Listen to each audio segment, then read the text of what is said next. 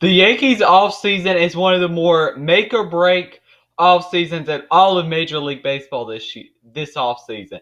And it is going to be a big offseason for the New York Yankees. Brian Cashman is going to be trying to keep his job because he's on the hot seat if he doesn't make some moves this offseason. So what is next for the New York Yankees? That's what I'm going to do in today's video. They need to make some big moves. Clearly, not being to the World Series in a dozen years is a big problem for a team that competes every year and has one of the highest payrolls in baseball each year, and you see teams like the Tampa Bay Rays who don't even have half of that, or less than half of that.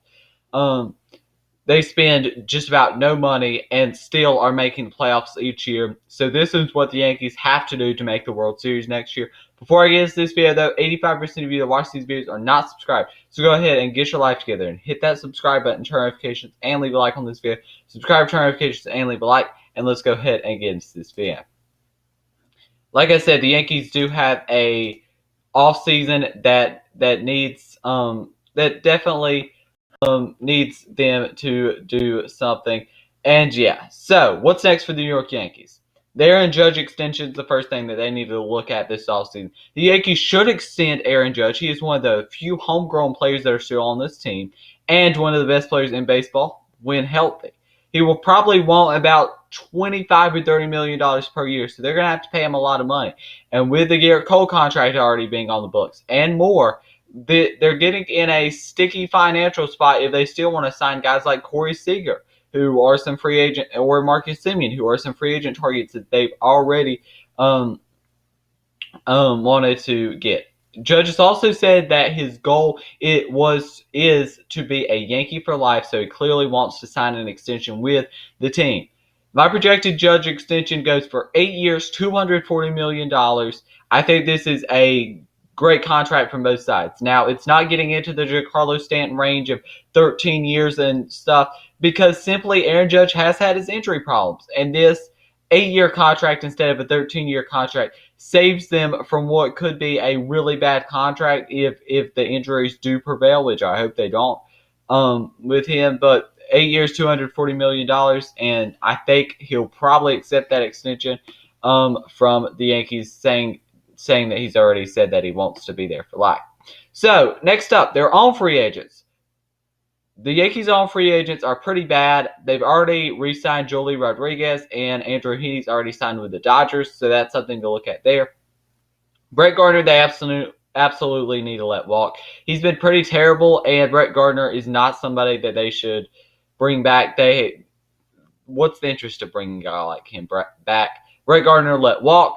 Anthony Rizzo is a guy that I think they should bring back, though. I think they should bring back a guy like Anthony Rizzo. He's a left-handed bat that they definitely need that's not going to strike out a lot, and he's kind of exactly what they need at first base with Luke Voigt's inconsistency, whether that's injuries or just inconsistency when he's actually on the field. But it's more of the injuries that are the problem with Luke Voigt, and they should bring him back. Ryan Lamar can walk. Adam Warren can walk. Brody Corner can walk. And Corey Kluber's a let walk, maybe not, though. It depends on what goes on with Justin Verlander and some of those guys. But if they don't work out and, say, Corey Seager does, then I think Corey Kluber's a fine option to bring back. Needs this offseason, they need a left-handed hitting shortstop, starting pitching, and left-handed bats that do not strike out a lot. That's their needs this offseason. Yankees free agent targets, though. They've got quite a few free agent targets. Corey Seager is the first one. Corey Seager would be a great fit for this team, posting a 306 batting average last year, 16 home runs, 57 RBIs. He's got his injury problems of his own, but the Yankees don't seem to care. They've got a lot of players already on their team that have injury problems. Luke Voigt, Aaron Judge, Giancarlo Stanton, all of them have injury problems. Exactly what they need at a shortstop is Corey Seager. This is exactly what they need at a shortstop. They've got to pursue him this offseason. It looks like he could sign pretty soon, and they need to bring in Corey Seager. I think he is their main target this offseason. What they definitely need to go with, that's their plan A option. Next up is Justin Verlander. Verlander looked pretty good, and he was throwing 96, and a lot of teams are interested in Justin Verlander, so it may be a bidding war to get him. But Justin Verlander would be a really good number 2 option for this team that they've really needed. With Garrett Cole being pretty inconsistent last year, you still know that you're going to get a good regular season out of Cole. But when it comes to the postseason, it looks like he definitely can choke. You don't know what you're going to get from Severino. You really are kind of the same way with Montgomery. He pitched very well in 2021, though, posting a 3.83 ERA and 157 innings pitched and 162 strikeouts. Nestor Cortez was really good as well. So I think they really need one starter, one or two starters, and just really a main number two because they really haven't had that number two. Justin Verlander would be that guy. Next guy is a guy that made the All-Star team last year, and Yusei Kikuchi for the Seattle Mariners. Yusei Kikuchi is the guy that I could see being kind of the Robbie Ray of next year. He got better this year through the first half and then struggled in the second half. I think that this is a guy that definitely could progress to be on the Robbie Ray level next year and something like that. Next up are two former Giants pitchers could re-sign with him, obviously, and Alex Wood is the first one. Alex Wood's a lefty in that rotation, and Alex Wood is not your normal number two, but he could be pretty solid. Anthony DeSclafani, though, is a good number two, and he's going to cost less than Justin Verlander. I think that Anthony DeSclafani and Corey Seager getting them in an offseason would be great moves for this team, and they would definitely be trending in the right direction.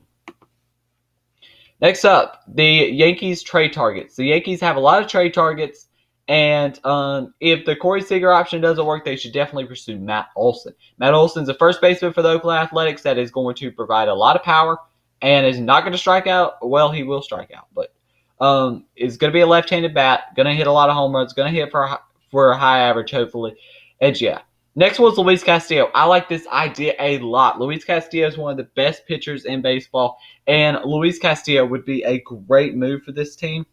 Pablo Lopez is the same way. I think Pablo Lopez would be a great move for this team. He's been known that it's been shopping around, and they could give somebody like Austin Wells back to the Marlins, and they would be pretty happy, and maybe some other prospects. Chris Bassett's another one for the Oakland Athletics, and Frankie Montas. We've got a lot of A's players on here, but with the A's saying that they are going to sell this offseason, we've got to put them on there. I think that they could get, an A's type guy there and Chris Bassett or Frankie Montas. And the final one, I know he's kind of been on every one, but that's Kyle Hendricks. Kyle Hendricks is a popular trade target this offseason. I think he will be. Castillo on the year was 8-16 with a 3.98 ERA. Still had a good year, just didn't really get too much run support. And finally, the Luis Castillo to the New York Yankees mock trade that I have. Luis Castillo on the year was 8-16 with a 3.98 ERA. In 2020, he had a 4-6 record with 3.21 ERA. And the Reds in this trade would receive back exactly what they need. They would receive the Yankees' number 3 prospect and shortstop Oswald Peraza. They're not going to give up Anthony Volpe in this trade. I think you can go ahead and get that. But Oswald Peraza is closer to ready and closer to competing for this team. Because he finished in AAA ball last year. On the year last year, he had 18 home runs, 58 RBIs, and a 297 batting average between 3 levels in high A, AA, and AAA. Next up is their number 6 prospect in Austin Wells, a catcher.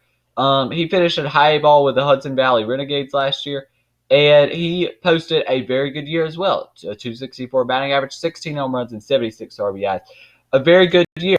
And those are 2 big needs for this team, not only for this Reds team, not only in their farm system, but on their major league squad as well. They could definitely use both of these players now. Oswald Peraza and this next person, Davy Garcia, will probably be the first ones up.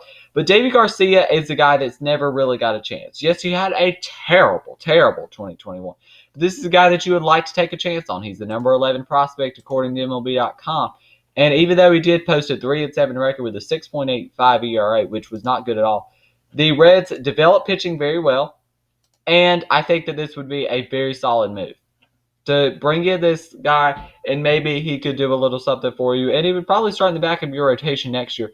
And you might wonder, why was Sonny Gray not on this trade targets list? It's simply because Sonny Gray's already showed how bad he was in New York. They don't want him back at all.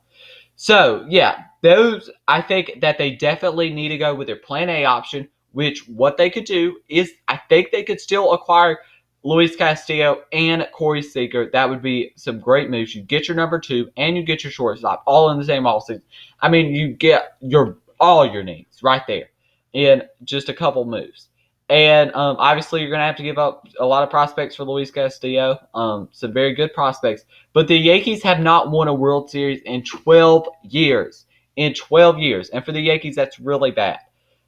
So they've got to pursue these moves, and if the Corey Seager, Luis Castillo option doesn't work out, then they should probably look towards the trade market, try to get a guy like Matt Olson, and maybe signing Justin Verlander would be their plan B option. But that's the end of today's video. If you enjoyed it, make sure you leave a like, subscribe, and turn notifications because, like I said, 85% of you that watch these videos are not subscribed. So go ahead and get your life together and hit that subscribe button, turn notifications, and leave a like. Thank you for watching, and peace.